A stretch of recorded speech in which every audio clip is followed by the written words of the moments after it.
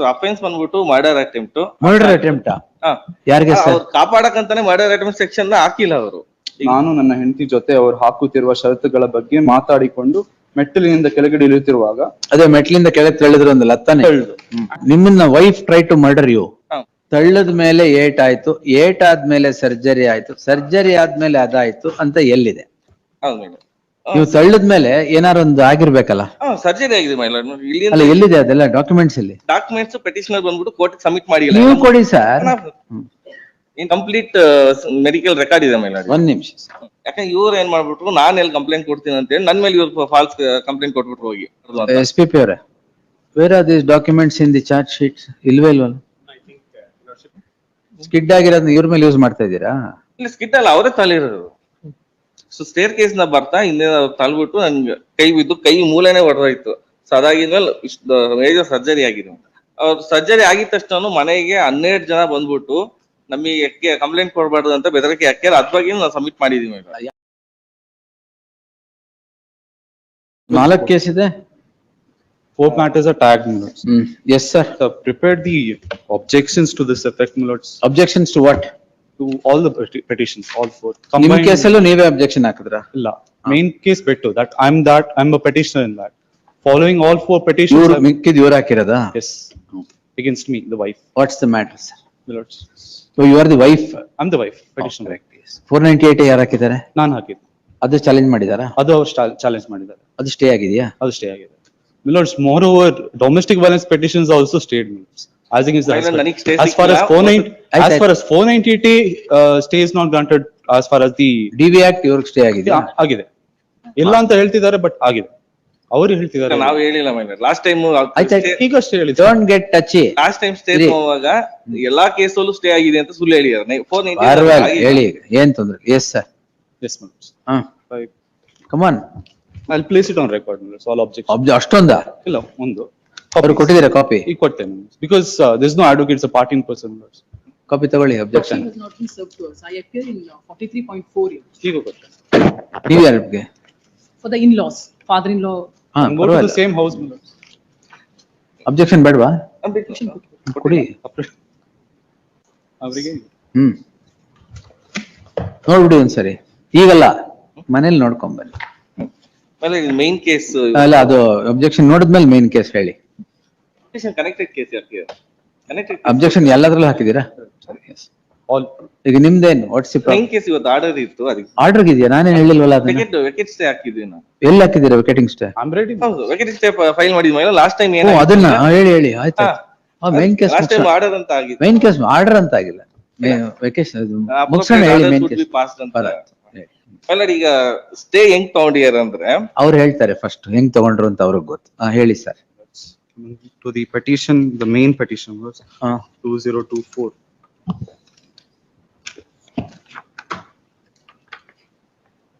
I will ಅದೇ only in the vacating stay. Yes. 2024. Lordships was pleased to look into the fact that page number 28, my lords. 2024, the main case. There he makes a statement that in the complaint 28 unnumbered para 3, my lords.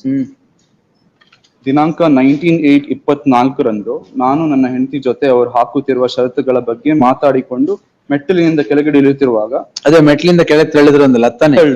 And thereafter, my lords, his statement before the police speaks otherwise, my lords, which is at page number 56. Talking about the same incident with the specified date. Paragraph 3, even the same, my lords, page 56.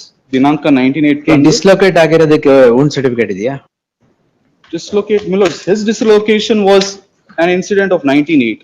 To add on to this, my lords, what he does is that he alleges me that I pulled his injured hand. Thereafter, a wound certificate is generated, which your lordships can see at page 50. Yes. That is the condition. Because now, what is the allegation here? That is the allegation. 18329. This is the crux, my lord. That's all. Crux irli sir. What is the offense ಏನು? Offense under section 191 clause 2, 329 clause 4, 352, 115 clause 2, 351 clause 3. Yes, apart sir. from That's injury- all. That's all, my lord. That you pulled his hand. That's all. Now, further instructions from the complainant, I got to know, my lords, I also disclosed in my in my objections, that he is alleging that the statement that was taken by the police from him, the statement where I took stay on, stating that his statement before the police is completely different from his complaint version. He has filed a complaint against the police himself, which is pending. Yes, sir. So ಈಗ ನನ್ನ statement ಇರ್ತದೆ, ನಾನ್ ರೀಸ್ಟೇಟ್ಮೆಂಟ್ police ಅವ್ರಿಗೆ ಕೊಟ್ಟಿಲ್ಲ, ಅವರು fake ಆಗಿ create ಮಾಡಿರೋದು. ಏನಕ್ಕೆ ಅಂದ್ರೆ ಪೆಟಿಷನ್ ಕಾಪಾಡಕ್ಕೋಸ್ಕರ ಅವ್ರು ಕ್ರಿಯೇಟ್ ಮಾಡಿರೋ ಸ್ಟೇಟ್ಮೆಂಟ್. ನಾನ್ ಕೊಟ್ಟ ಪೋಸ್ಟಲ್ ಸ್ಟೇಟ್ಮೆಂಟ್ ನ ಕಲ್ಸಿದೀನಿ, ಆ ಸ್ಟೇಟ್ಮೆಂಟ್ ಚಾರ್ಜ್ ಶೀಟ್ ಅಲ್ಲಿ ಹಾಕೇ ಇಲ್ಲ ಅವ್ರು. ಆಯ್ತು, ಆಮೇಲೆ ಅದ್ಬಿಟ್ಟು ಅವ್ರು ಫೇಕ್ ಆಗಿ ಕ್ರಿಯೇಟ್ ಮಾಡಿರ್. ಮತ್ತೆ ಅಬ್ಜೆಕ್ಷನ್ ಅದು ನೀವು ಪೊಲೀಸ್ ಮೇಲೆ ಹಾಕಿದಿರಲ್ಲ ಕಂಪ್ಲೇಂಟ್, ಅದ್ರಲ್ಲಿ ಮಾಡಿ. ಇದ್ರಲ್ಲಿ ಹೇಳಿ ಫಸ್ಟ್. ಸೊ ಅಬ್ಜೆಕ್ಷನ್ ಜೊತೆ ಒಂದು ಸೈಟೇಷನ್ ಫೈಲ್ ಮಾಡಿದ್ವಿ. ಅದ್ರಲ್ಲಿ ಸೈಟೇಷನ್ ಫಸ್ಟ್ ಫ್ಯಾಕ್ಟ್ಸ್ ಹೇಳಿ ಸರ್, ಸೈಟೇಷನ್ ಆಮೇಲೆ ಫ್ಯಾಕ್ಟ್ಸ್ ಬಂದು ಸೊ ಅಫೆನ್ಸ್ ಬಂದ್ಬಿಟ್ಟು ಮರ್ಡರ್ ಅಟೆಂಪ್ಟ್. ಮರ್ಡರ್ ಅಟೆಂಪ್ಟ್ ಯಾರಿಗೆ ಸರ್? ಅವ್ರು ಕಾಪಾಡಕಂತಾನೆ ಮರ್ಡರ್ ಅಟೆಂಪ್ಟ್ ಸೆಕ್ಷನ್ ನ ಹಾಕಿಲ್ಲ ಅವರು. ಈಗ ನಂದು ರೀಸ್ಟೇಟ್ಮೆಂಟ್ ಪೊಲೀಸ್ ನಿಮ್ಗೆ 307 ನಿಮ್ಮನ್ನ wife try to murder you, state case ನ ತಳ್ಬಿಟ್ಟು ಸಾಯಿಸಕ್ ನೋಡಿರೋದು ಸ್ಟೇರ್ ಕೇಸ್ ಇಂದ. ವೂಂಡ್ ಏನಾಯ್ತು?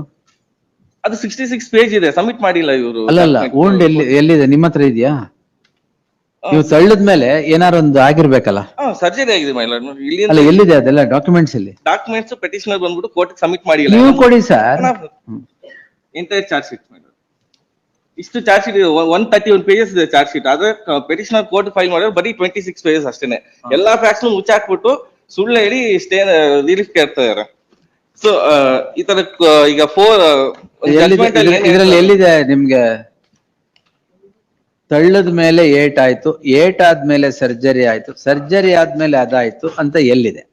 ಹೌದು madam. So index charge sheet index ಇದೆ ಮೇಡಮ್. ಇಂಡೆಕ್ಸ್ ಅಲ್ಲ, 66 ಪೇಜ್ ಇದೆ ಮೇಡಮ್. ನಾನು ತೋರಿಸ್ತೀನಿ.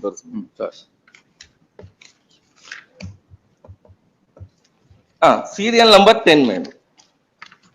ಇಂಡೆಕ್ಸ್ ಅಲ್ಲಿ serial number 10, charge sheet index ಅಲ್ಲಿ ಸೀರಿಯಲ್ ನಂಬರ್ 10.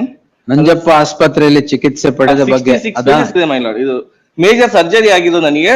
ಪ್ಲೇಟ್ ಇಟ್ಟಿಯಾರ ಇಲ್ಲಿಂದ ಎಲ್ಲಿ ತೋರಿಸಿ, ನೀವು ಹೇಳದ್ ಬಿಟ್ಟು ಡಾಕ್ಯುಮೆಂಟ್ ತೋರಿಸ್ಬಿಟ್ರೆ ಇದೆ ಕಂಪ್ಲೀಟ್ ಮೆಡಿಕಲ್ ರೆಕಾರ್ಡ್ ಇದೆ ಮೇಲಾಡಿ. ಒಂದ್ ನಿಮಿಷ. Serial number 10. Serial number 10 it starts at page 23.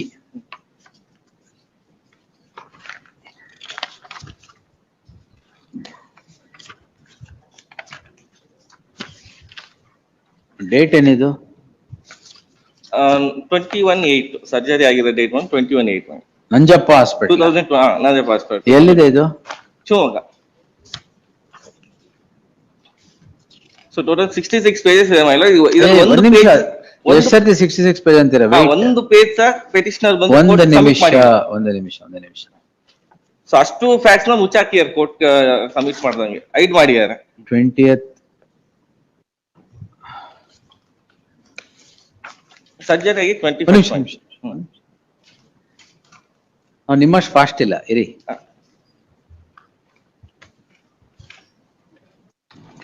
Complaint ಯಾವತ್ತು ರಿಜಿಸ್ಟರ್ ಮಾಡಿದ್ರಿ ನೀವು? ಡಿಸ್ಚಾರ್ಜ್ ಆಗಿದ್ದು 20th August 2024. ಕಂಪ್ಲೇಂಟ್ ಕೊಡೋ ಮುಂಚೆ ಕಂಪ್ಲೇಂಟ್ 15/11/24. ಹೌದು, ಅಕ್ಟೋಬರ್ ಇಂದ ಕಂಪ್ಲೇಂಟ್ ಕೊಡಕ್ ಸ್ಟಾರ್ಟ್ ಮಾಡಿದ್ವಿ. ಪೊಲೀಸ್ ಕಂಪ್ಲೇಂಟ್ ಕೊಡಕ್ ಸ್ಟಾರ್ಟ್ ಮಾಡಿದ್ರ?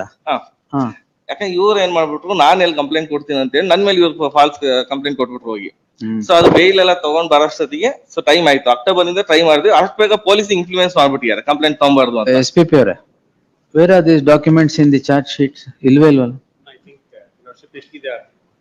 ಮೆಡಿಕಲ್ ರಿಪೋರ್ಟ್ ಅಲ್ಲ, ಮೆಡಿಕಲ್ ರಿಪೋರ್ಟ್ ಅಲ್ಲ, ಇಲ್ಲಿ ಕಂಪ್ಲೀಟ್ ಇದೆ ನೋಡಿ. ಇಲ್ಲಿ history of clinical history. Not because of the act that day. ಕೊಡಿ.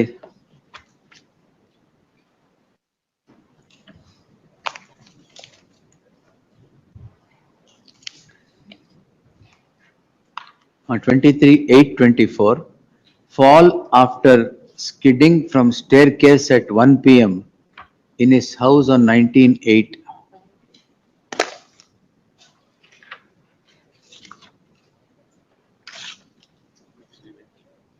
ಅಲ್ಲ, ಕ್ಲಿನಿಕಲ್ ಹಿಸ್ಟ್ರಿ ಇಸ್ ಫಾಲ್.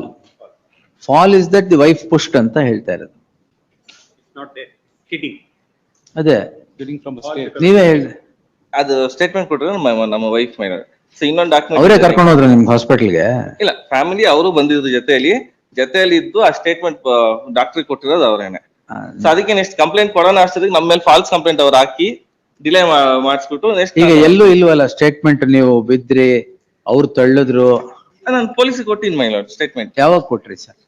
ಇದು FIR ಆಗಿದ್ಮೇಲೆ. ಸೊ ಈಗ ಅಬ್ಜೆಕ್ಷನ್ ಜೊತೆಯಲ್ಲಿ annexe general examination is useless.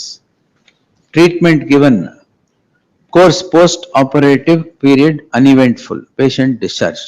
Objection ಜೊತೆ annex B, Fracture mid and distal shaft humerus by plate and screws. Surgery ಆಗಿದೆ. Objection ಜೊತೆ annexure B ಅಲ್ಲಿ ನಾನು ರಿಟರ್ನ್ ಅಲ್ಲ, ನೀವು ಸ್ಕಿಡ್ ಆಗಿರೋದನ್ನ using this as an axe, skid ಆಗಿರೋದನ್ನ ಇವ್ರ ಮೇಲೆ ಯೂಸ್ ಮಾಡ್ತಾ ಇದ್ದೀರಾ? ಇಲ್ಲ, ಸ್ಕಿಟ್ ಅಲ್ಲ, ಅವರೇ ತಲಿರೋದು. ಸೊ ಸ್ಟೇರ್ ಕೇಸ್ ನ ಬರ್ತಾ ಹಿಂದೆ ತಳ್ಬಿಟ್ಟು ನನ್ಗೆ ಕೈ ಬಿದ್ದು ಕೈ ಮೂಲೆನೆ ಹೊಡೆದೋಯ್ತು. ಸೊ ಅದಾಗಿದ್ಮೇಲೆ ಮೇಜರ್ ಸರ್ಜರಿ ಆಗಿದೆ. If I may say, ಯಾವ ಎಷ್ಟ್ ಫ್ಲೋರ್ ಇಂದ ಬಿದ್ರಿ? ಫಸ್ಟ್ ಫ್ಲೋರ್ ಇಂದ ಗ್ರೌಂಡ್ ಫ್ಲೋರ್ ಹೋಗ್ತಾ ಇದ್ವಿ, ಅಲ್ಲಿ ಸ್ಟೇರ್ ಕೇಸ್ ಅಲ್ಲಿ ಬಿದ್ದಿದ್ವಿ. Lord's insurance also he has claimed, Lord's there also it is skid. ಏನು Now, he has stated that he is skid from the staircase. Insurance? Insurance claim ಮಾಡಿದ್ದಾರೆ. ಇಲ್ಲ, I do not have documents, but as per instruction, ಈಗ husband and wife ಮಧ್ಯೆ dispute ಯಾವಾಗ ಬಂತು? beginning from the 11th of September, my lord. Of which year? Wait, which year? 11th of September 2024. 11th September? 2024. Why? First complaint, my lords, domestic cruelty. ನೀವ್ ಹಾಕಿದ್ದು? Now happy. ಅದಕ್ ಮುಂಚೆ ಏನು ಇರ್ಲಿಲ್ವಾ? Cordial relationship? 3 months, my lords, marriage. Initially there was, it's just that on 11th it was the matter triggered because there was a statement made by the father-in-law, my lords, which was very heinous in nature. There was father in law? father-in-law ಮಾಡಿದ್ದಾರೆ. That is why on the basis of that statement 354 was registered, my lords, on the 27th of September. Lords, he has, while obtaining stay for domestic for the cruelty petition, the matter was committed to the sessions court, my lord. That was suppressed because of 354 dealt by the sessions court. Stay obtain ಮಾಡಿದ್ದಾರೆ, but committal ಅನ್ನೋ ವಿಷಯ ಹೇಳಿಲ್ಲ ಅವರು. ಆಯ್ತಾಯ್ತು, ಅದಿರ್ಲಿ. And the statement I cannot make. Insurance claims ಎಲ್ಲ ಎಲ್ಲಿ? I just have the policy number, my lords. He can produce. Insurance claim ಎಲ್ಲಿ? ಸೊ claim ಇದೆಯಾ ಅಲ್ವಾ? ಹಾಸ್ಪಿಟಲ್ ಡೈರೆಕ್ಟ್ ಆಗಿ ಅಲ್ಲಿ ಕಾಂಟ್ಯಾಕ್ಟ್ ಮಾಡ್ತಾರೆ. ಅಲ್ಲ, ಕ್ಲೈಮ್ ಇದೆಯಾ ಇಲ್ವಾ insurance? Because they do claim not. ಮಾಡಿದೀವಿ, ಬಟ್ ಹಾಸ್ಪಿಟಲ್ ಡೈರೆಕ್ಟ್ ಆಗಿ ಕಾಂಟ್ಯಾಕ್ಟ್ ಮಾಡ್ತಾರೆ, ನಮ್ಮ ಹತ್ರ ಕಾಂಟ್ಯಾಕ್ಟ್ ಇರಲ್ಲ madam. ನೀವು ಅಲ್ಲೇ ಕೇಳಲಿಲ್ಲ ಸ್ಕಿಡ್ ಆಗಿಲ್ಲ ಅಂತ?